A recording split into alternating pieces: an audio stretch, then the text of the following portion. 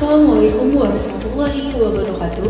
Kami mahasiswa Universitas Islam Negeri Raden Fatah Palembang, Fakultas Ilmu Tarbiyah dan Keguruan, Program Studi Manajemen Pendidikan Islam. Video ini dibuat untuk memenuhi tugas manajemen sarana dan prasarana dengan dosen pengampu Ibu Wulan Oktarina SH MPD. Kami dari kelompok 1 yang masing-masing bekerja sama dengan judul materi Hakikat, Tujuan, dan Ruang Lingkup Manajemen Sarana dan Prasarana.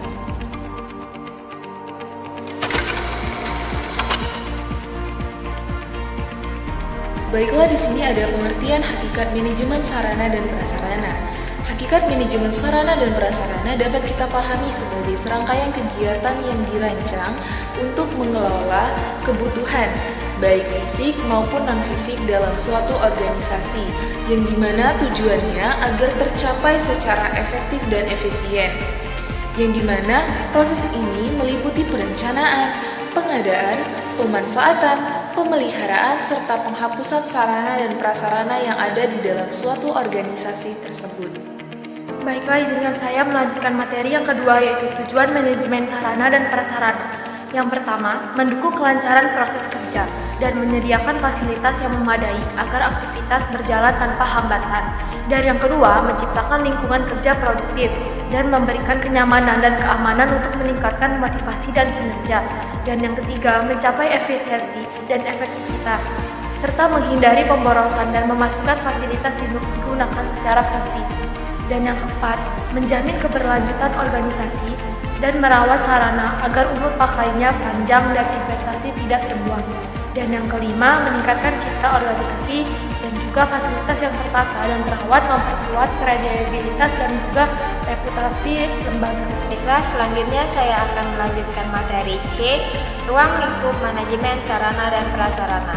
Yang pertama ada perencanaan. Proses ini meliputi analisis kebutuhan, penentuan spesifikasi teknis, serta penyusunan anggaran. Yang kedua, pengadaan. Proses ini dapat dilakukan melalui berbagai cara seperti pembelian, penyewaan, hibah, maupun pembuatan secara mandiri. Yang ketiga, inventarisasi. Proses ini mencakup pemberian kode, pencatatan kondisi barang, hingga penentuan lokasi penyimpanan. Yang keempat, pemanfaatan dan penggunaan. Bertujuan agar semua fasilitas yang dimiliki dapat digunakan sesuai fungsi dan memberikan manfaat maksimal. Yang kelima, pemeliharaan. Pemeliharaan merupakan kegiatan perawatan yang dilakukan secara rutin maupun berkala untuk menjaga kondisi sarana dan prasarana.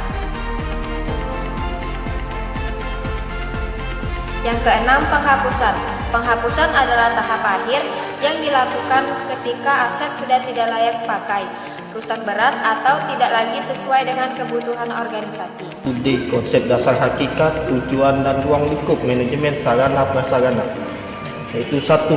Konsep hakikat. Setiap aset dari tahap perencanaan, pengadaan, pemanfaatan, pemeliharaan hingga penghapusan memiliki peran yang saling terkait dan mempengaruhi tahapan lainnya.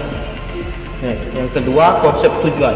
Konsep tujuan manajemen sarana dan prasarana mencakup 3 dimensi utama. Yang pertama, efektivitas operasional, efisiensi penggunaan, dan kesejahteraan pengguna.